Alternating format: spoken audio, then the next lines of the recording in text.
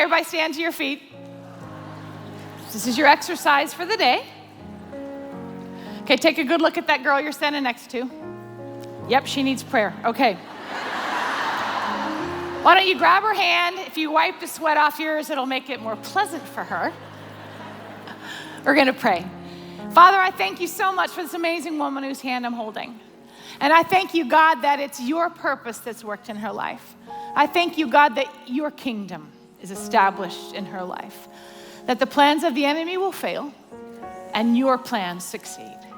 And I just ask, God, that you would bless her in Jesus' name. Amen. Okay, squeeze some cheeks. Either pair work for me.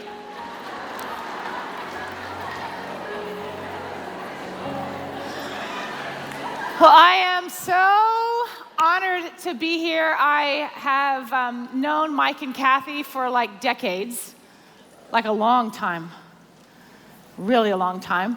And Amy, just have seen what God is doing in her, and Stephen, who wrote that song up here. Wow, I mean, they're all getting older. I mean, I'm not. We're not, Kathy, just our kids. Just our kids are, yeah, they're ancient.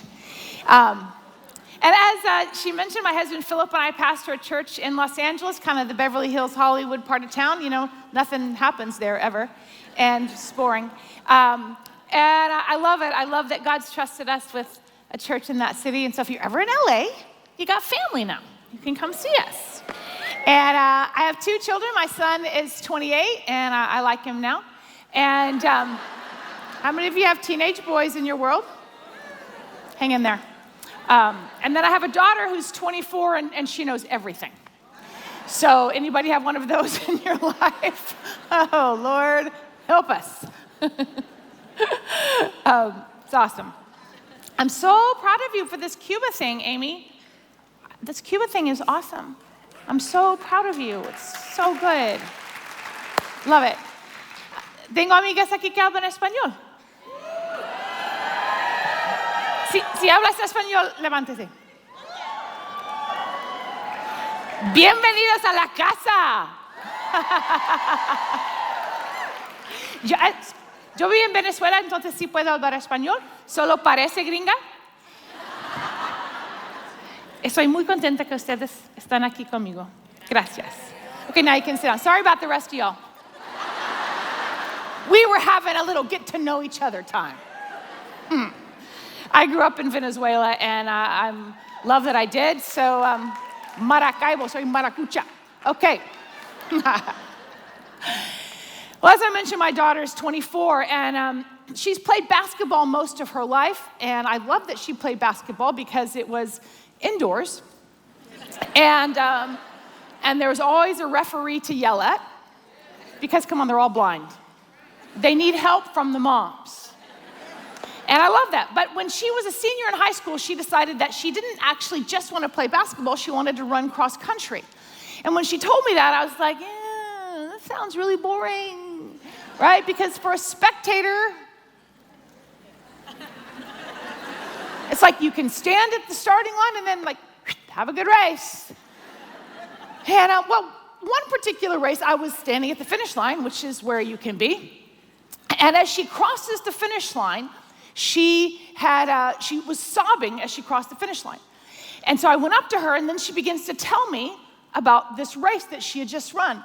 And so those of you that know cross country, it's about a 5K, and you run it out through the brush and hills and all that. And so as she crosses the finish line, she's crying. She comes to me, and she tells me this story. She says, Mom, while I was running on this part of the trail, it was kind of an isolated part of the trail, she'd seen a girl who'd fallen from another team, fallen in the middle of the trail and was laying there. And she said, I came up to her and I looked at her, and she kind of looked up at me and said, why are you stopping? You're not on my team. And Paris said, doesn't matter whose team I'm on, I'm gonna help you. And so she's trying to figure out what she's gonna do. And then there's another runner coming up behind them, and so she's looking, thinking that that person is gonna help, but that person just jumps over both of them and keeps on going. And so Paris looked at me, and told me, she said, I looked at her and I went, whatever. Anyway, so she's trying to help her, and she's trying to carry her a little bit. And Paris's coach happened to see the next part of the trail, and so saw Paris trying to carry this girl. So Paris's coach gets down the trail, and when she gets down the trail, she sees, he sees Paris with this hurt girl, and he says, you know what, Paris, you need to get to that finish line because she's hurt. She needs some help. And so that's what Paris had done. She'd gotten to the finish line, told me, we sent the paramedics, and who are always there at every race, and evidently this girl had fallen and hit her head or something, so it was not a good thing. So they had to get a stretcher down to her and get her out. So that was one race. And then in another race, Paris told me that she was at a really narrow part of the trail, and somebody was trying to pass her, and so in order to do that, this other girl just punched Paris in the stomach. And then at another race, which was run in about 105 degrees, very hot, she totally threw up as she crossed the finish line. So I started thinking, this is not going to be so boring after all. You know, this cross country is kind of exciting. And then I started thinking, it's kind of like life, isn't it? Like we all start out at the starting line, don't we? Full of hopes and dreams, and we have an idea of what that finish line is going to look like. And then we have to learn to navigate the trails, handle the heat, occasionally take a punch in the stomach. Right? We have to learn to navigate loss and heartbreak and betrayal. Occasionally we have to help that fallen sister. And as we run our race, we realize that life is not pain-free or risk-free, is it? Romans chapter 1, the Apostle Paul begins that book to the Romans by saying this, Paul, am a devoted slave of Jesus Christ on assignment. So who are we? Devoted slaves of Jesus Christ, and we have an assignment. We actually all have an assignment. I mean, as long as you're still breathing, you have one. Check that girl next to you and make sure that's still true. If it is, we have this assignment. We have this race that we've been assigned to run. This adventure that God set before us. But sometimes, some of us, we disqualify ourselves. Maybe you're looking at me and you're thinking, well, it's okay for you to have this assignment that God's given you, Holly, but you don't know me. You don't know my past. You don't know what I did. You don't know what I did last year, last month, last week. And so we disqualify ourselves because of our past. But can I tell you, God doesn't call you according to your past. He calls you according to his plan for your life. So we can't disqualify ourselves. And then sometimes we disqualify ourselves just because we do stupid stuff. Right? Like I choke on my own spit. Special skill, that right there. And then one time I was on a stage kind of like this, and at a conference, and I'm sure I'm in the middle of a really amazing point, and I just fall right off. And I could hear the cameraman back there go, where'd she go? And there wasn't stairs, so I had to it was not pretty. It's like not pretty. But God's trusting the planet to people just like me. And then at another time at our conference that we host in LA, that was opening night, and it's a conference, so you get a new shirt. So I got this new top, and it was kind of cut in a little bit like this on the arms, and so you couldn't really wear a normal bra with it, because I didn't want the straps to show. Now, if you don't care, go ahead on, but I care. So I got a strapless bra, no problem. So I'm teaching my message. Are you guys there or something? So I'm going for it, heart and soul, going for it. All right, so the night ends, and we go out, and we always have this kind of party outside afterwards, and so I'm outside, and I'm meeting people that I don't know, leaders who've come from all over, and so I'm going down the row, and I'm shaking their hand, like, so nice to see you. Nice to meet you. Thanks for coming. Nice to see you. And as I'm making my way down the aisle, I happen to look down, and I have 4 lumps. And the thing is, I'm not sure when that happens. Right? And it took me forever to work up the courage to watch those DVDs, which were destroyed. They'll never be for sale, ever. But God's trusting the planet to people just like me. So all I'm saying is, don't disqualify yourself. Don't disqualify yourself. We have each been given certain talents, certain abilities, and a personality. Do you know your personality, actually, God gave that to you? Some of us are irritated by each other's personalities. It's on purpose. God's given you a personality and gifts and a calling, and it's so that you can live the life that he's called you to live. Run the race he's assigned for you to do. But as we're running our race, as we're living out our life, there are challenges that come, aren't there? Life is not pain-free. And so there are some qualities that we need to make sure we're growing on the inside of us so that we can navigate the life that God's trusting us to. How about that? All right? All right, the first one I'm going to talk about is just determination. Determination. And I'm going to pick up a little bit where Charlotte left off today with Ruth and Naomi. As she mentioned, the woman named Naomi is married to a man named Elimelech. And they are living in a foreign land. There had been a famine, and so they moved away.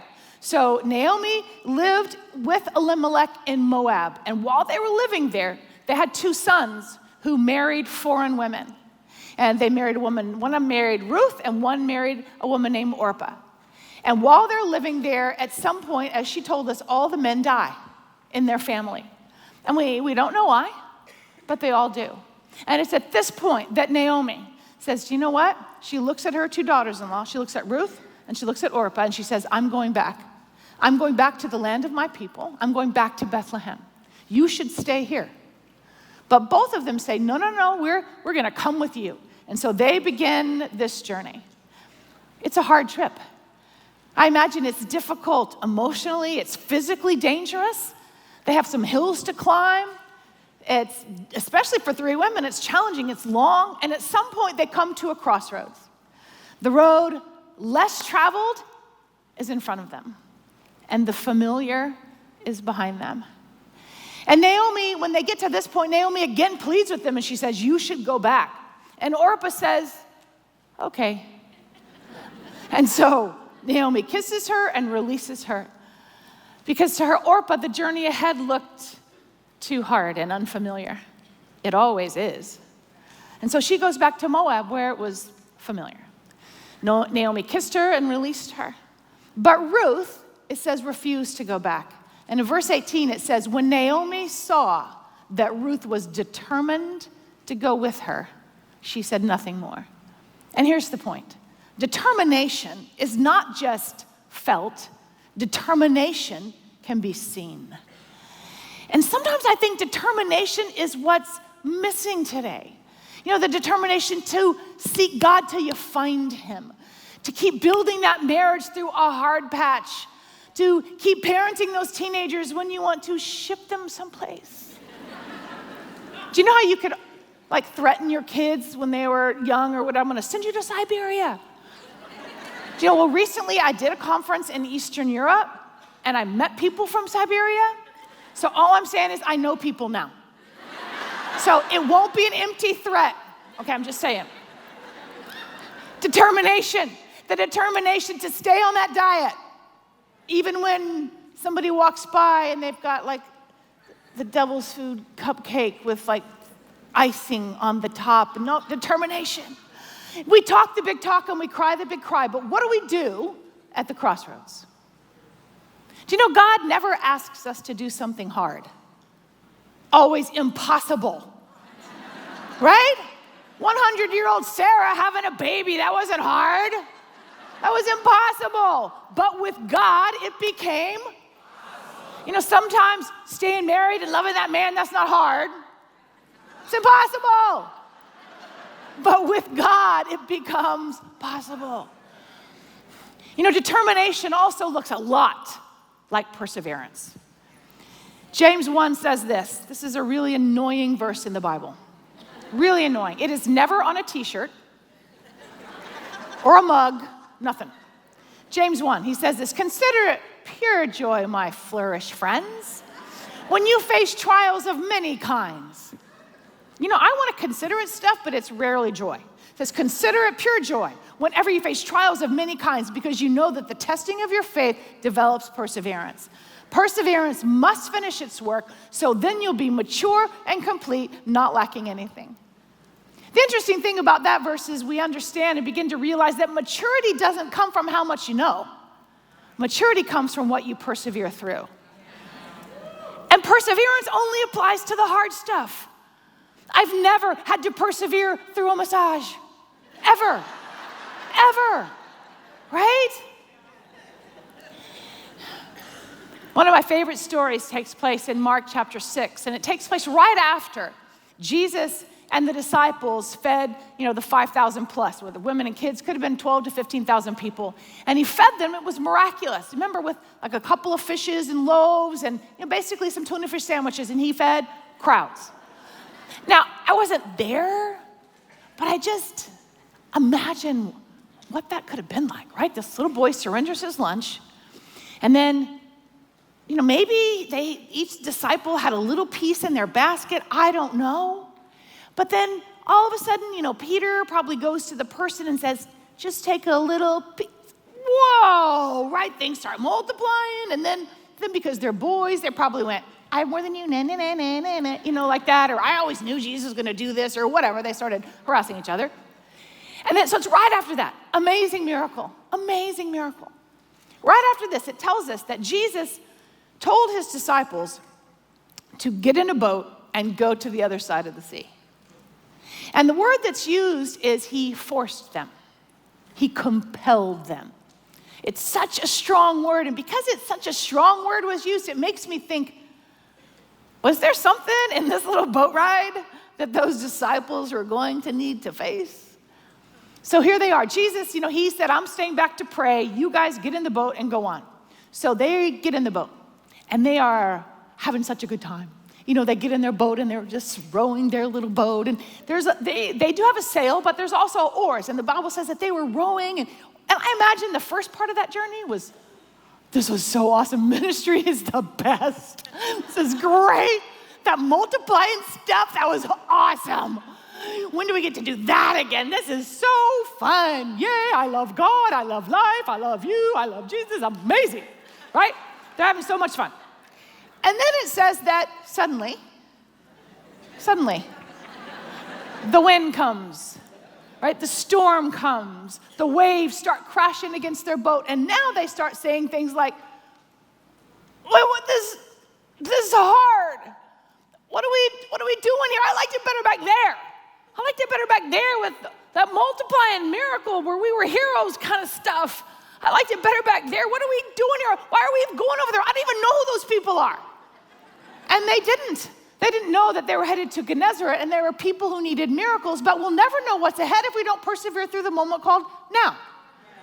Right? So they're like rowing, and it says they're start straining at the oars, and they're, freaking out and getting scared and didn't know what was going to happen. And then, interesting, Jesus knew he'd given them everything they needed to get to the other side. He's the one that sent them there.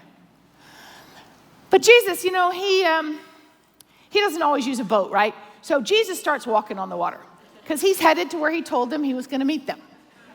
And then it says, and this is the coolest part, it says he begins to walk on the water, and it says he sees his disciples straining at the oars, and he would have walked by them. Hey, guys. What? And I love their reaction.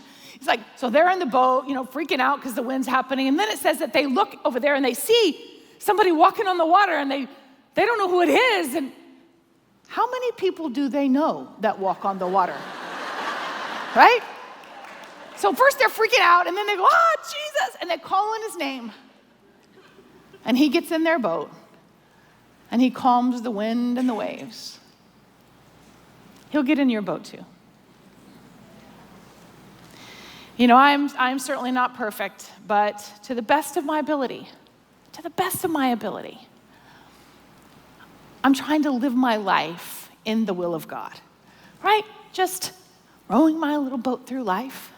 When for me, one of the storms I had to navigate 10 years ago, I'm rowing my little boat through life. I get diagnosed with breast cancer. So it crashes against my life. And I start thinking, you know what? I liked it better back there. I liked it better back there before the hundreds of doctor's visits and all the surgeries and all the pain and all the treatment. I liked it better back there. And yet the road with God is always ahead. Always. I did know that he'd given me everything I needed to get to my shore. And there were many times when I called on his name and he got in my boat and he calmed the wind and the waves raging in my soul. He will get in your boat too. You know, the journey of a marriage will take determination. The start of a marriage is always so fun. It's like, yay, we can have sex. This is awesome, right? And then the challenging moments to have as two become one, that's only easy in movies and on cards, right? But the reality of two people taking their pieces of their life and building something new is hard. And there can be some very big waves crashing against the marriage, but we're all gonna have them. If you've been married longer than 12 minutes, you've had a storm in your marriage. You know, Philip and I had some rough moments. No, they were all his fault, really. But not really. But we read books. You know, we went to marriage seminars. We talked to Jesus. We were just determined. And now, 31 years later, our marriage is in a sweet place. And it would have been so easy along the way. I live in Los Angeles, for Pete's sake. Would have been so easy along the way to lose determination. Now, let me just clarify, because I'm a pastor. If you are being abused, get out and get help.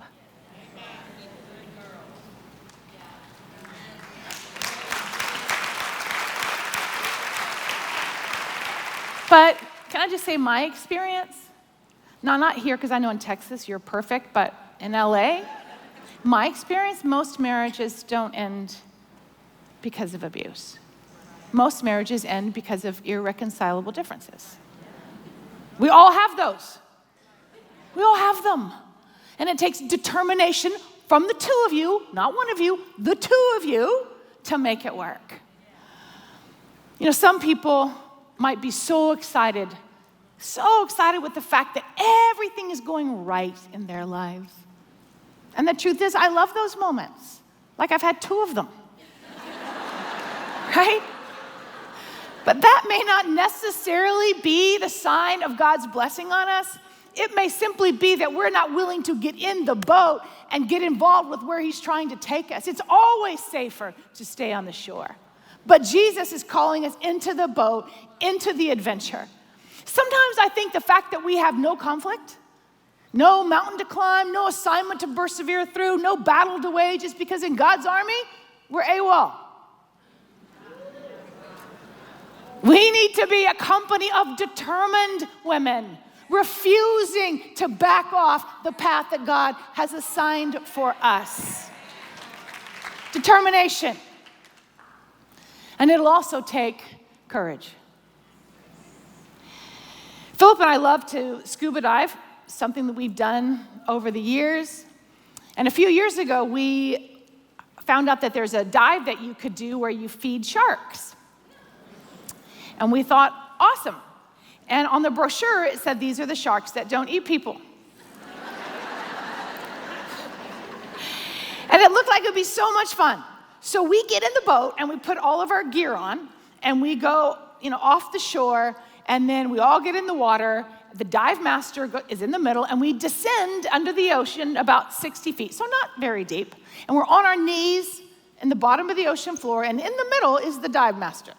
And he opens this bag of bloody fish guts. And he starts throwing them, in the water, and they start, floating around above our heads. And within moments, dozens of sharks appear over our head. And I start thinking, do they know that they don't eat people? Did they see that brochure? And so Philip and I, do you know when you've been with someone for a long time, you know what they're thinking? And so both Philip and I, we have our masks on and our eyes are really big behind each other. And we look at each other like this. And we look at each other, and both of us are thinking, this is the stupidest thing, what are we doing here? Obviously, we survived, but stupid. So when you think of taking a risk, what do you think of? What I know is that the life that God has trusted us with will involve moments that demand courage. There's a verse in Matthew that's also another really annoying verse in the Bible. That could be the title of my message, the most annoying verses in the Bible. But Jesus said this one, so we probably should pay attention. Matthew 10, verse 34, he says, "Don't think I've come to make life cozy." See, because perhaps in some people's mind, the perfect dream involves getting settled behind our little white picket fence and having our 2.2 kids and our new little minivan. You can have all that. I just don't think settling into a life of coziness or comfort should be our big goal in life. Come on, the life that God's trusting you with is going to demand courage. Maybe it's the courage to start something. Maybe it's the courage to get up and try again after you've lost your job. Maybe it's the courage to try to speak a different language. Muy bien. Or fight for a cause, or forgive a friend who betrayed you, or stay married through a hard time. Maybe it's the courage to say yes when he asks you to marry him. Or maybe it's the courage to say no. Life requires courage. I mean, you can't even turn on the news without realizing that life requires courage.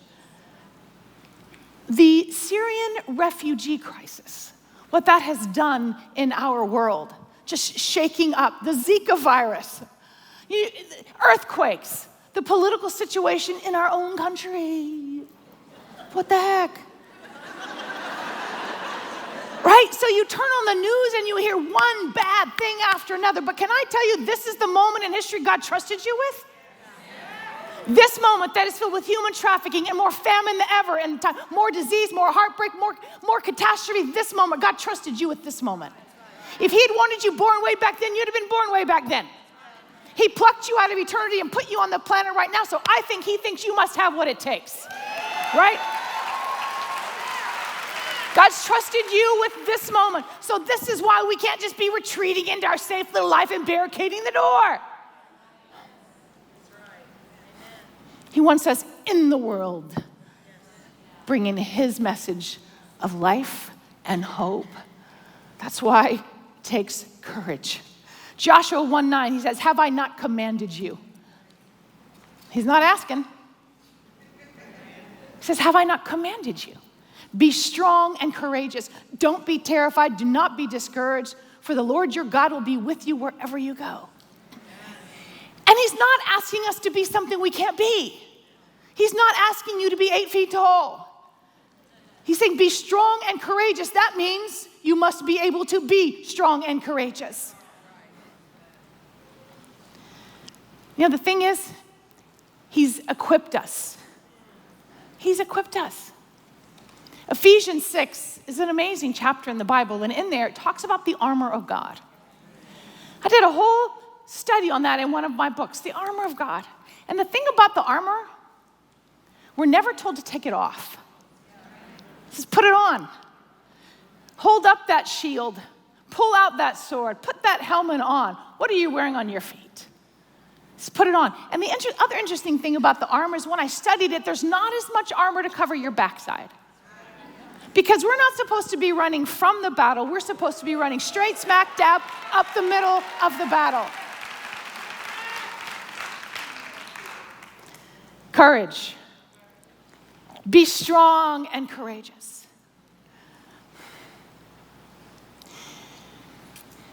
Proverbs 31 is an annoying chapter in the Bible.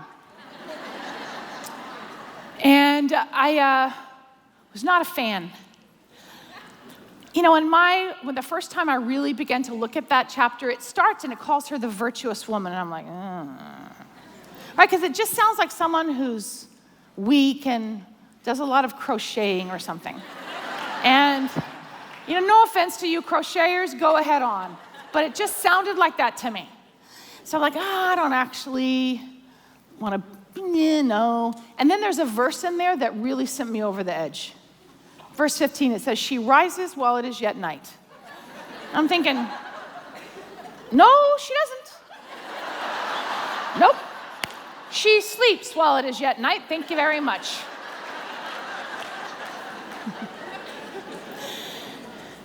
But when I began to actually study that verse, study that chapter, the word virtuous actually means a force on the earth. All of a sudden I started thinking, I want to be that girl. A force on the earth. She's a force on the earth consisting of three things. Consisting of people, which means she knows how to build relationships and stay connected. We are a force on the earth, not by ourselves, but because we are connected one to another.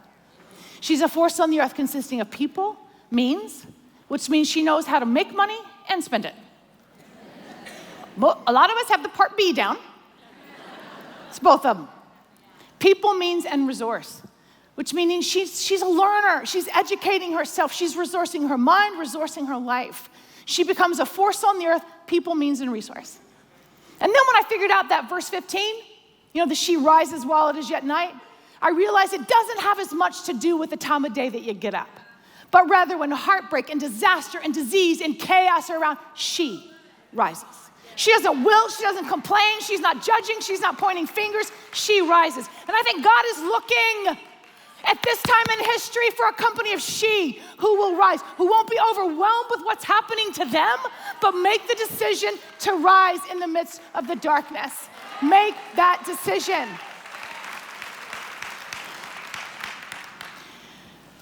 And that's so fun to put on a t-shirt. Courage, rise. And then you have to do it. Right? And sometimes it's just in the everyday parts of life. It's not just courage for the big things. See, sometimes we think skydiving and climbing Mount Everest, that's where courage is needed, and maybe. But honestly, I think when God says be strong and courageous, he's talking about everyday courage, everyday bravery. Courage to forgive someone, courage to love again, courage to get up again. Courage to ask for help if you need help. Courage to get through that recovery process. Everyday moments of courage. Rising. Everyday moments of rising. When I was dealing with cancer, I'm from California. We do a lot of alternative stuff. That's just how we are. But one of the traditional treatments I would have been radiation. And I was so irritated and angry at the cancer, such a violation of my body, so angry. And the thought of radiation, just the whole thought of that's disgusting. Some of you might have had it, or you know people who have, and basically you go every day for 7 or 8 weeks while they radiate a part of your body. So I just hated the whole thought of that. So on day 1, I show up in that waiting room. And I didn't want to be there. So I just sit there on that front row and I just fold my hands and I just look down and I'm like waiting for them to call my name. They call my name, I have my treatment, I go home. Day 2, come in, just fold my hands, look down, I hate this. They call my name, have my treatment, go. Day 3, are you getting the picture? I just hate this is terrible. Have my treatment, go home. Day 4, I come in, I'm looking, just waiting. And I heard the Spirit of God whisper to me, Holly, look up. No, I don't want to look up. But I did. I looked up and I looked around that room and I saw people in far worse condition than me. I saw people who had had both legs amputated. I saw people who were having radiation done on their face and neck, and they had lost half of their face. And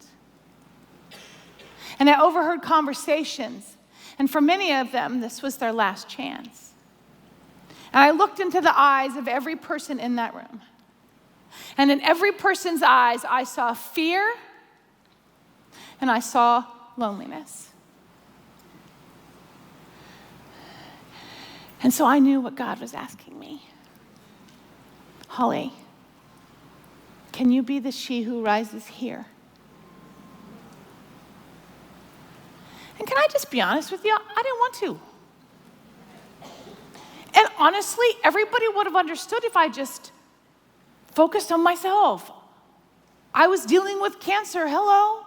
Everybody would have understood if I just taken this time and focused on me and all that. Everybody would have gotten that. And that's what I wanted to do. Except I heard my Father say, can I trust you here? Ugh.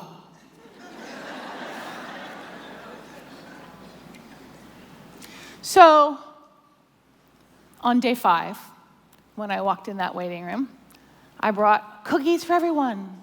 Now, they were the disgusting, healthy kind that nobody really wanted anyway, but I inflicted them on people. And I got phone numbers, and I made connections, and I started praying with people, and I handed out books, and I asked about their life and what they were doing for the next 7 weeks. These were my people. Did I want to know these people? No. But God was trusting me with these people. So I don't know where you might be, but God's trusted you with there. Can you be the she who rises there? Or are you always wishing for another there? Can you be the she that rises in that situation, in that challenging moment, in that home situation, in that school situation? Can you rise there? Can you be the she who rises there? You know, sometimes people come to me and ask for prayer at the end of a church service, and obviously, so I'm going to pray with people. And a few times, people come with this particular prayer request. They come and they say, Holly, I need you to pray that I get a different job. And I go, okay. And then they say this, because at my job right now, I'm the only Christian. And people are so mean and so rude to me. And I went, nope, not praying for that one. I'm going to pray that you'll be strong and courageous where he's put you, right? Quit looking to get out. Quit looking for that cozy, safe life. We are not living in safe time in history. Do you know, planet Earth is not your home. This is your assignment. This is where you do your job that God has trusted you with. So if you're looking for comfort and ease, this is not going to happen here. Right? Heaven is our home. We are his ambassadors here on the planet to see his kingdom come.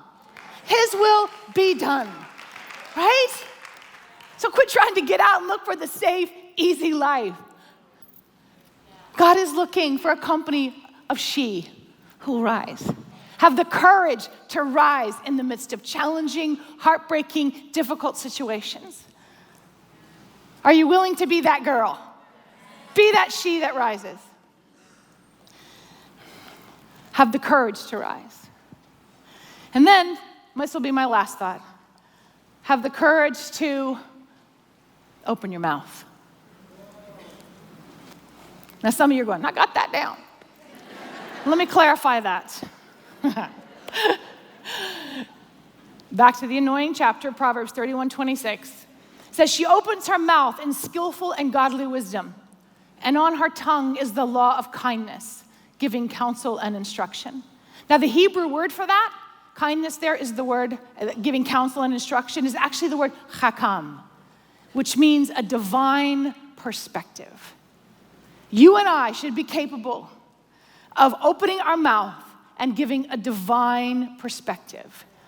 Not just offering opinion, but rather wisdom to overcome life's challenges. I was getting on a plane. I had my boarding pass, and I'm walking down the aisle, and saw my seat right there, and I get to my seat, and there's someone sitting in it. And I say, excuse me, ma'am, but you're in my seat. And she says, I know, but I want to sit with my husband. Is that okay? And I went, yeah, no problem. So we exchanged boarding passes. Seat number 2, I get there, and somebody's in it. I go, excuse me, sir, you're in my seat. And he goes, I know, ma'am, but I need to do some work with my coworker. Is that okay? Yes. So I got his boarding pass. Now, number 3. And when I get there, there's some teenage boy in there, and I go, hey, buddy, out of my seat. And he said, I know, but I want to play video games with my friend. Is that okay? Yes. So I got his boarding pass, and now I'm headed to seat number 4, down there back by the bathroom, right? So I see that seat, it is open, I get in there, I'm in. And then I begin to pull out a book. And for those of you that don't speak international plain language, when someone has a book out, that means, don't talk to me. Some of you understand that. So I'm reading my book. Now, there was a gentleman sitting right next to me. So I pull out a book. He doesn't speak plain language. So he looks at me and says, hi, my name's Bill. What's your name? Holly.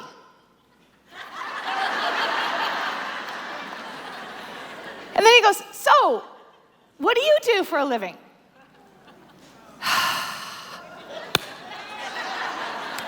And actually, that question I find very interesting because I'm a woman, right? I do 9 things before lunch, right? I mean, think about all the roles that we would have, right? So for me, I'm a pastor, I'm an author, I'm a teacher, I'm a wife, I'm a mother, I'm a chauffeur, I'm a chef, I'm a friend, I'm a lover, I'm a cheerleader. There's like a long list of things, right? And so I rotate my answer all the time. This is how I keep myself interested in my own life, okay? So, in fact, one time, flying into Australia, whenever you fly into a different country, they ask for your occupation. Again, I change it all the time. And I'm probably gonna be thrown in jail for that, so if I am, come visit me. But anyway, so we're flying into Australia, and it's an early morning flight. You land about 6:30 or so, and I'm just wanting to cause trouble. So on the occupation, I just put lover. And so I go to the little customs line, and I get up to the desk, and it's a young guy, like young. Like I think he started shaving, but I wasn't sure, like young. And so I just put that little thing on the table with my passport, and I just look at him. And then I could see like red start making this journey, and he just goes. So anyway, I change it all the time. I'm not telling you to do that. It's my problem. So I'm sitting next to this gentleman, and he asked that question. So I'm thinking, what can I say that will end this conversation now? I go, I'm a pastor of a church, Jesus Church.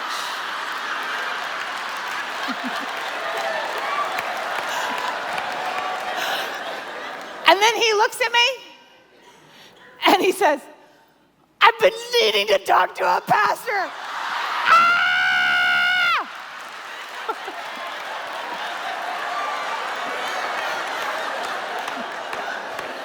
And then now I start to panic because I start thinking he's gonna want me to explain Leviticus.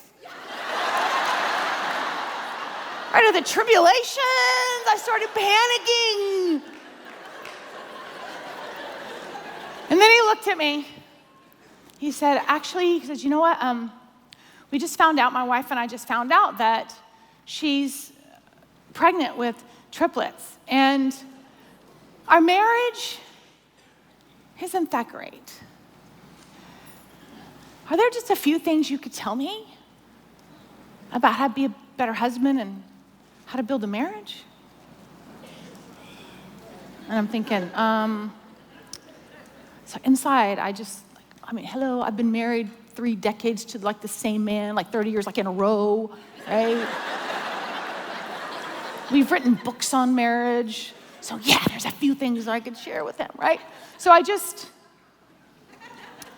turned to him and I just actually shared a few quick things.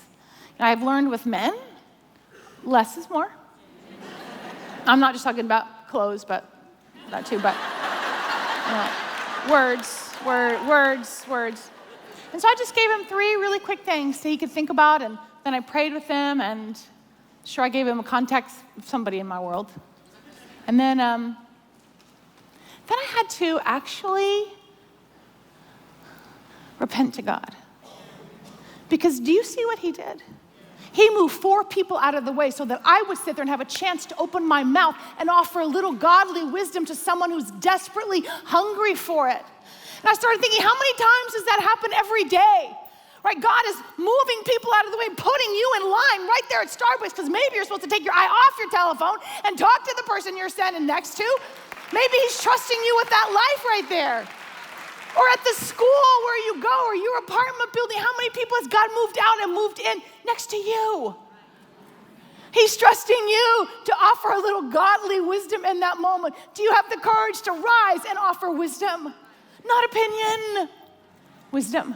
And listen, some of you have what the Bible calls actual and costly wisdom. The wisdom you have, you paid a price for it. Some of you have single-handedly raised children to be functional adults. You know what I know? Is that right now there's another single mom in your circle of influence and she's freaking out. She doesn't know what to do. Do you have the courage to rise and offer her a little bit of that wisdom to help her overcome her challenge? And then some of you have managed to go through school and grad school and you've got this degree. What I know is that right now there's a young girl and she's panicking because she doesn't know how she's going to pass this class. She doesn't know how she's going to work and go to school. She needs to know what you know. What I know is that there's a young mom in here and she's got little toddlers and she's just thinking of like, I just can't, church is too hard to get everybody in the car and go. It's too hard. She needs to know what you know. Have you raised kids in the house of God? She needs to know what you know. Who is it that God has trusted, moved out of the way and put next to you because he's trusting you to be that girl? The life that God has trusted you with, the life that God has trusted me with, is a life that will demand determination. He's given you a lane to run in, a path to run in. Don't be distracted. Run the race that God has assigned you to run. But you have to run it with determination. And I wish I could tell you that life was mountaintop, mountaintop, mountaintop, heaven. But it isn't. It's mountaintop, valley, storm, waves, mountaintop, valley, storm, waves. But you know what? Fruit doesn't grow on the mountaintops. Fruit grows in the valleys. God is more interested in who you are becoming. What an amazing time that he's trusted us with. This time when the earth is in chaos and people are confused and don't know which way to turn. This is not the time to be looking for your safe little life and how much you can protect yourself. This is the time to rise with determination and with courage and fulfill what it is God's trusted you with. You're his girl. You're his girl. You're his girl. If your life is too comfortable, I'm uncomfortable it a little bit. Come on. He's trusting you with this moment, with your city, with this region, with your community. He's trusting you. Can you be the girl that rises? Can you? Yes. Can you do it?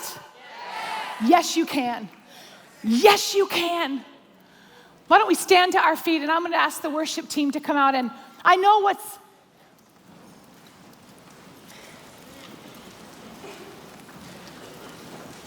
there are a couple of things. Well, there's probably more than a couple, but there's 2 I'm going to mention.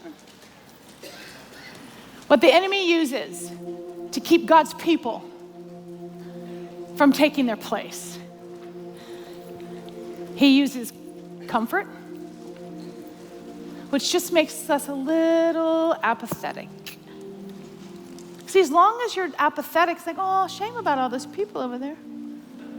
Then you're never going to get your hands dirty, right? So the enemy can use that whole apathetic thing, and he can use fear. That is one of his weapons. And so I know that there's some of you, and you're perhaps in the midst of a challenging situation. And I want to encourage you to be the she that rises there.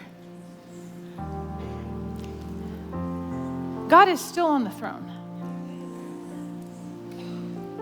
And then those of you who, and this, you have to be honest with your own soul.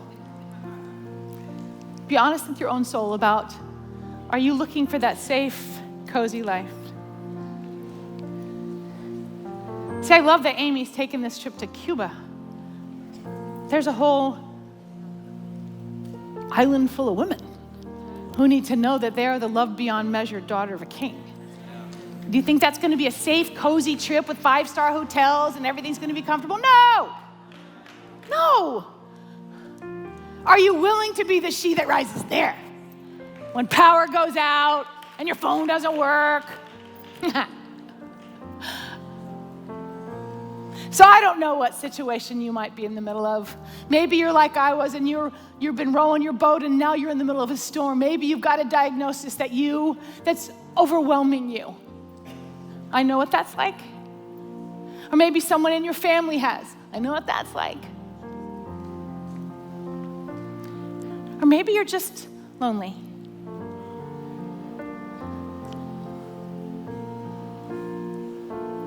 Maybe there's a situation going on at work.